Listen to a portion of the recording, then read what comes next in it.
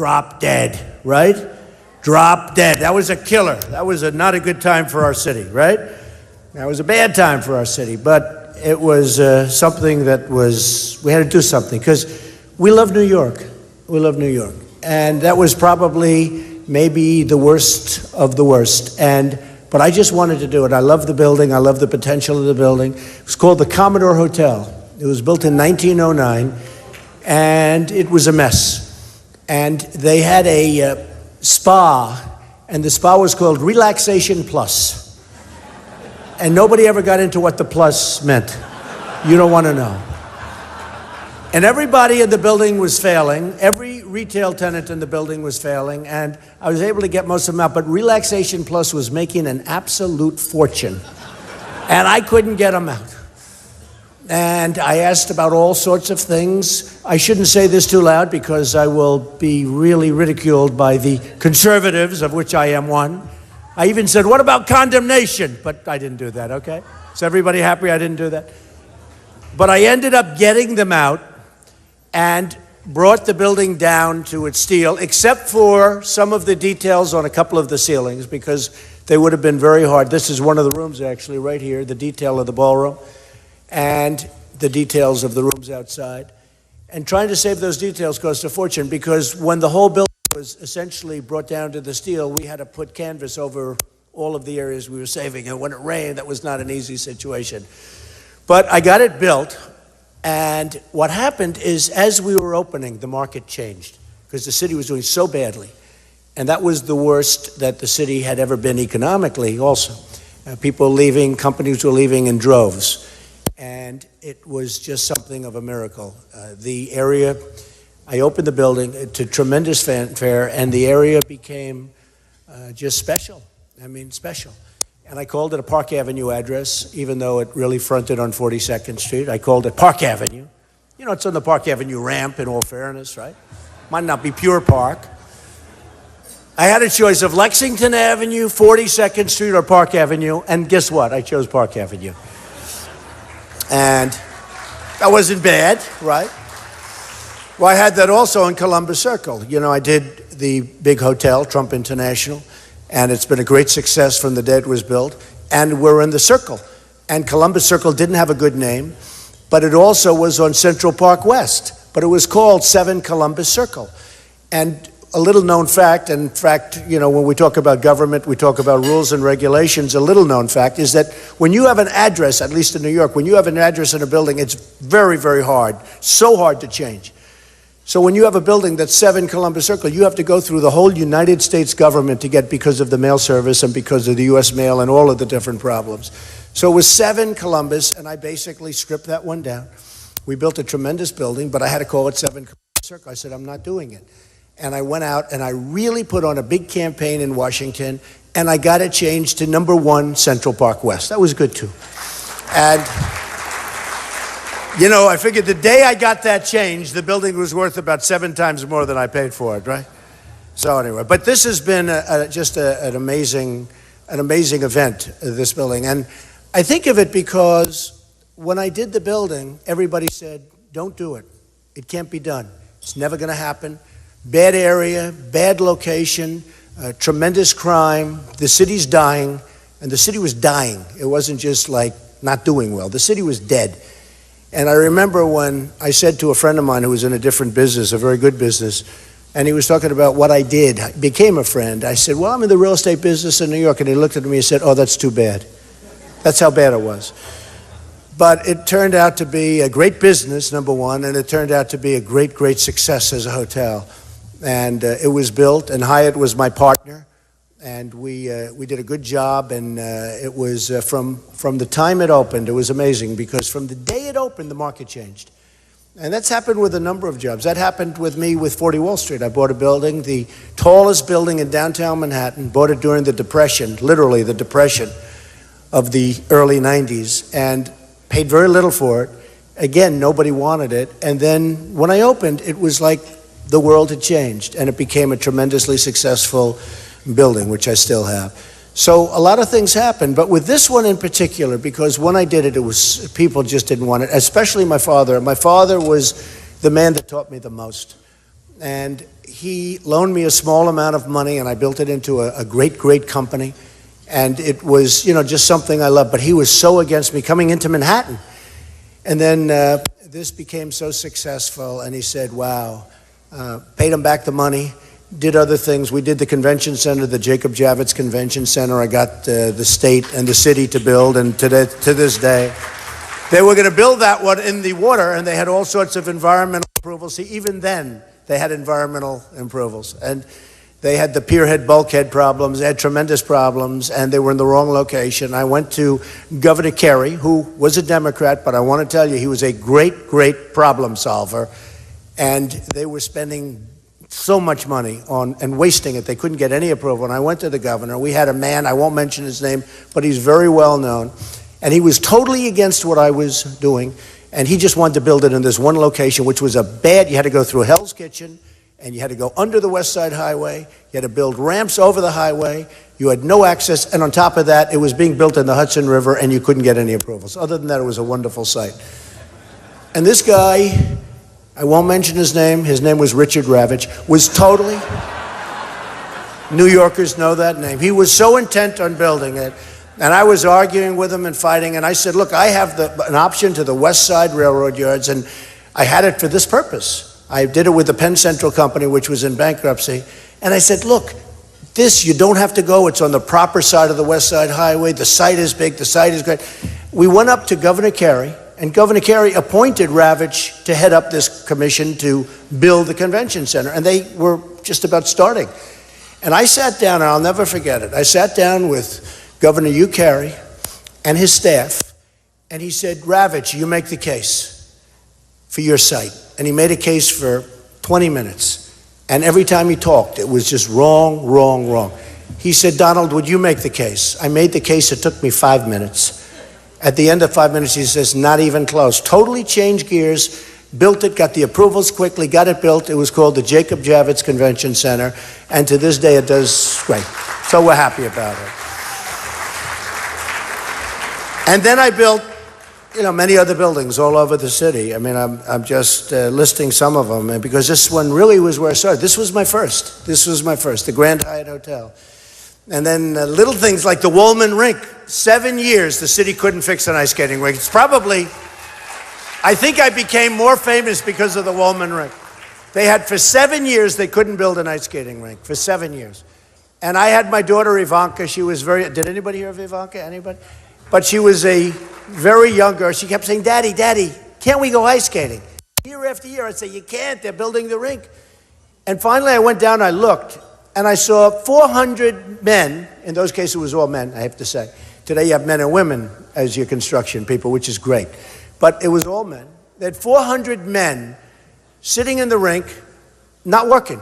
And I came back a half hour later, they still weren't working. They were taking lunch breaks many, many times a day. Nobody was working. And they went out and they got from Miami Beach an expert on ice. But they meant refrigerators, not to make ice.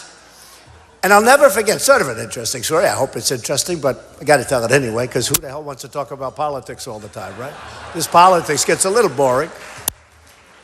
But what happened is I went to the mayor. I said, listen, Mr. Mayor, Ed Koch. I said, it's 7 years now. It's going to be 8, 9, 10. They have no idea. They use a thing called Freon, and that's a gas that goes through copper piping, copper tubing.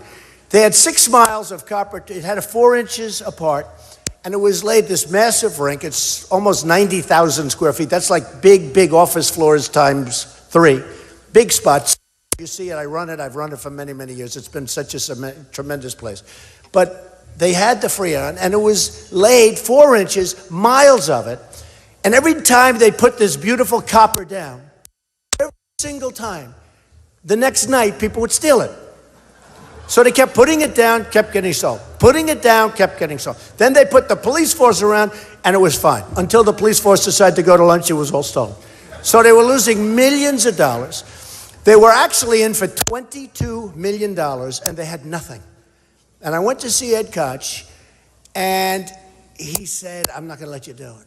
And then I went to see some of the newspapers. I went to the editorial boards. I said, the mayor won't let us do it. I can fix this thing. I'll do it in 6 months to a year. And you're going to be years and years, and they don't know what they're doing, and they're spending a fortune. And I'll never forget, I went to 2 editorial boards, New York Times, and the other one I won't say, because I don't like the paper. But I do like the New York Post. I do like the New York Post. And they did editorials that you have to let them do it, you have to let them do it. Anyway, they let me do it. I took over the project, and a lot of people said, well, it was built. It wasn't built. It was, the concrete was poured. It was 9 inches higher on one side than the other side. So when you poured the water, you had a big swimming pool here, and this one had nothing. It was just a mess. And the one was so deep, you couldn't freeze it because it was too much. So I had to rip out the entire slab, and the slab was 1.5 feet thick. It only had to be 4 inches. So we ripped it, and we did. And I finished it in 4 months. And I said, if it cost any more than $2 million, it's true, because it's a great government. You know, they study this at the Wharton School. They study it at Harvard because it's the difference maybe between the public sector and the private sector. I went in, big, you know, it's really been, to this day, it's a great case study. I went in, and we did a job like you wouldn't believe. We took out that horrible, big, massive slab of concrete. We leveled it out. But most importantly, I said to the people, what's with this Freon? I hear they're losing millions of dollars of copper tubing all the time. What is it? And I said, who are the people? And they said, well, it's an air conditioning firm from Miami. I said, from Miami? I don't want ice from Miami. So I called up a friend of mine who was a part owner of the Montreal Canadiens. Now we're talking, right? Ice. I said, would you do me a favor? Do you have anybody that knows how to make ice for an ice skating rink? He said, I have the greatest guy in the world. I said, could I talk to him, please? And he came to New York, and he saw me. He said, this is crazy. He said, Mr. Trump, they're going to have 5 miles of this piping. If there's a little pinhole, because it's gas, Freon gas, if there's a little pinhole in 5 miles, it's dead. He said, you don't want that. You want rubber hose, and you want water, and in the water you put salt so it doesn't freeze. I said, boy, that sounds good. And I went out, and we bought it for just a tiny amount of money, and it was rubber hose every 4 inches, but it's rubber hose. We got the equipment. It's called brine. They call it brine. And we did the rubber hose. Nobody stole the rubber hose. Nobody wanted it. We didn't need security. Nobody stole the rubber hose. And we opened it up, and it was the most amazing thing. We put the rubber hose down. We tested it. There wasn't a leak in the whole thing. 6.2 miles of rubber hose. Can you believe it? That's a lot. Wasn't a leak. Now what happened is we put the concrete over. We had concrete to Harlem. Now, all of my construction friends in that corner, in fact, they all have the worst seats. I don't know why. Construction guys usually have the best seats. But they understand what I'm talking about, because we wanted a contiguous pour, because the city used to pour 10 feet, come back a week later, pour another 10 feet, and yet all these blocks go. You want a contiguous pour. We had, all the way back to Harlem, we had trucks. And the most amazing thing, and they poured. It took 2 days to pour the slab. We actually made it 6 inches, because that's better. And we turned on, and we put 2 inches of water on top of this slab, and they made lasers. It was such a perfect slab. To this day, it's perfect. They then put the water on top. I said, try it, because this thing hadn't had ice in 9 years. I said, try it. And in 2 hours, we had the most beautiful ice, just like the Montreal Canadiens. And we had our room.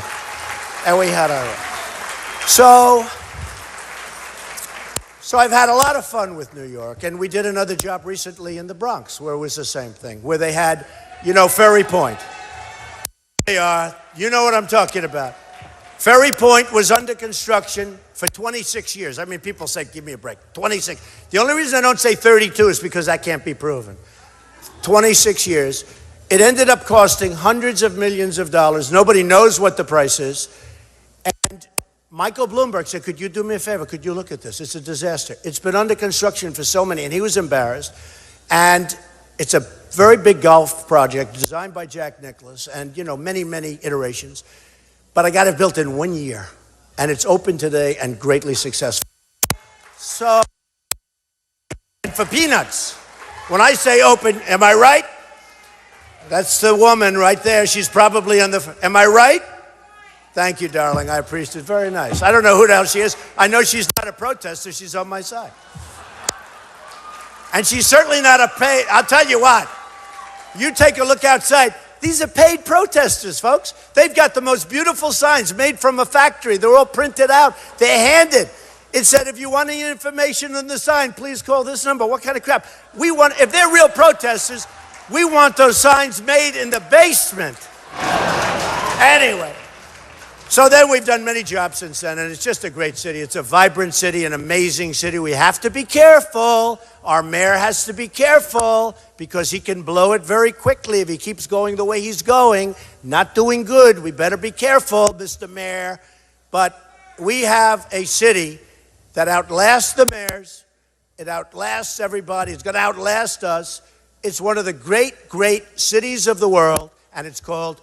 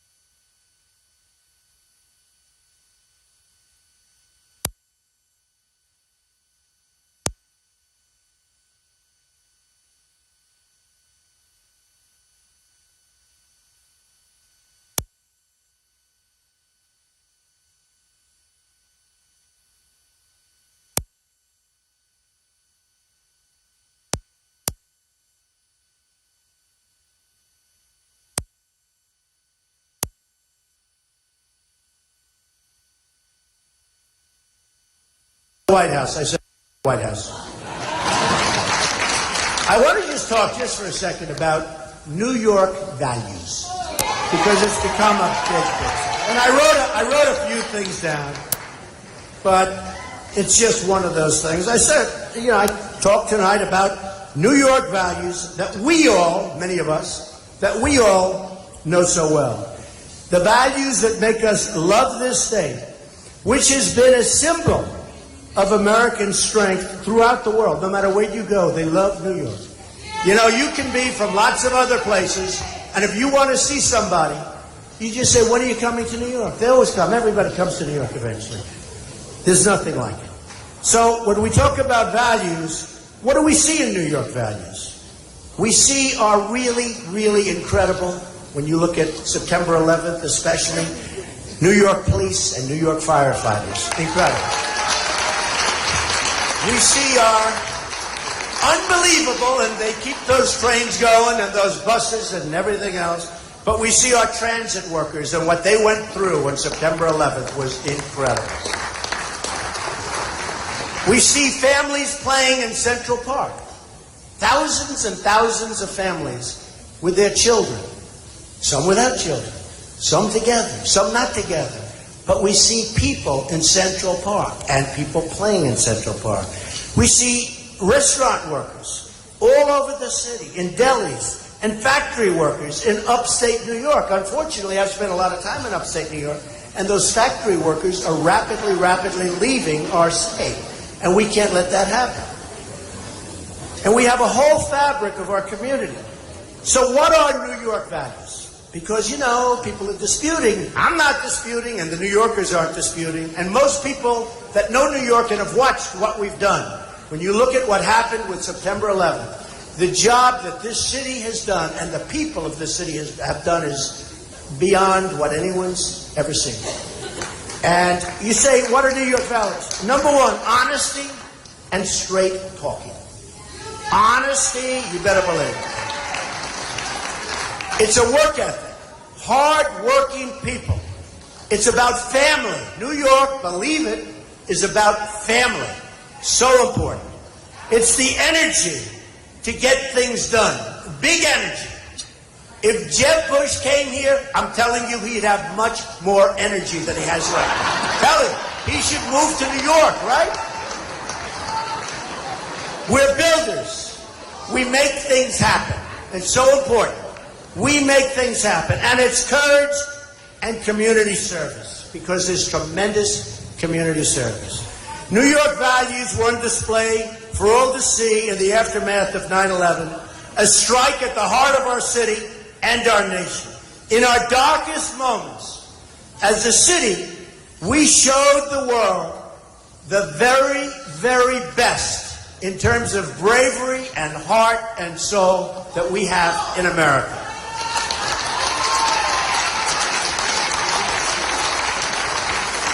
The firefighters and first responders and the police officers and the Port Authority workers who ran up those stairs, those are New York values, and those are New Yorker values.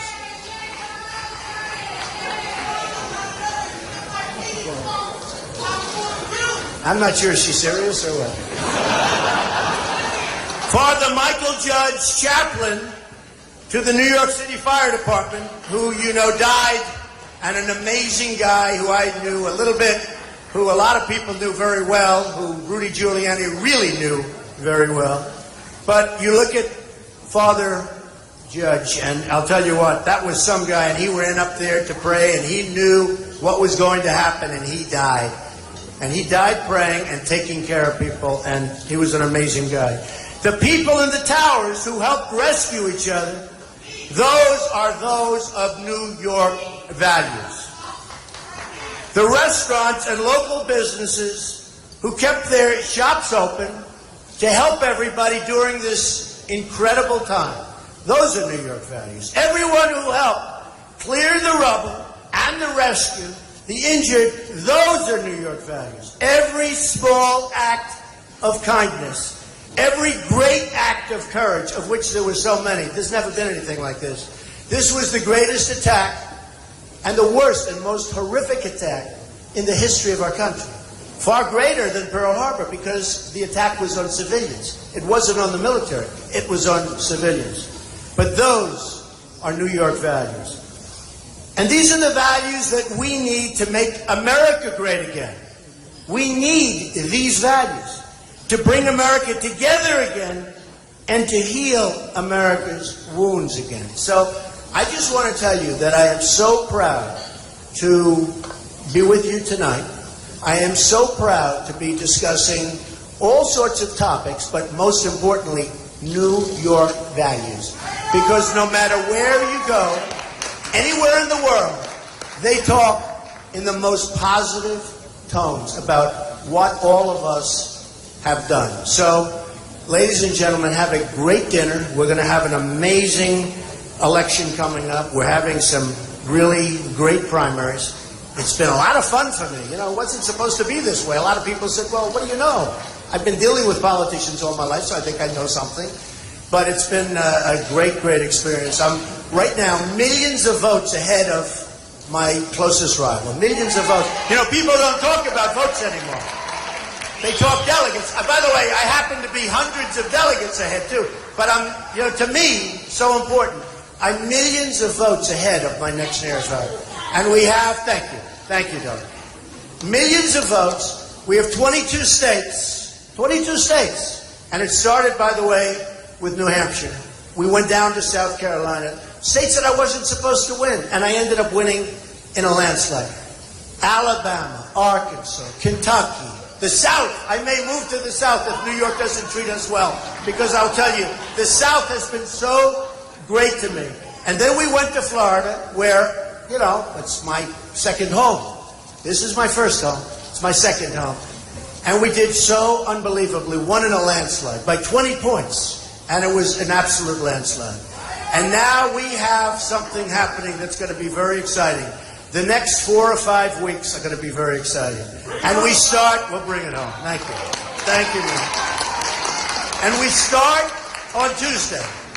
So big. And you know, the interesting thing is, with all the primaries that we've been through, years and years and years of primary, sort of either over or not very important by the time they get to New York, right? New York is so important. It's so important. Like New York should be so important. And I see what's happening, and I see the polls coming in, and I'm so honored, because the people that know me best are the people from New York. They're the ones that really know me. So when I'm up 42 points, I said 42 points, that's a lot, but when I'm up 42 and 44 points in the newest polls, that's such an honor, because those are the people that know me best. So I think we're going to have a really exciting next 4 or 5 weeks. I think we're going to have a great time in Cleveland, hopefully not too good a time, because by that time, it should be solved by the time we get there, okay? And enjoy the hotel, enjoy this great, great city, and it's an honor to be with you tonight. Thank you very much, everybody.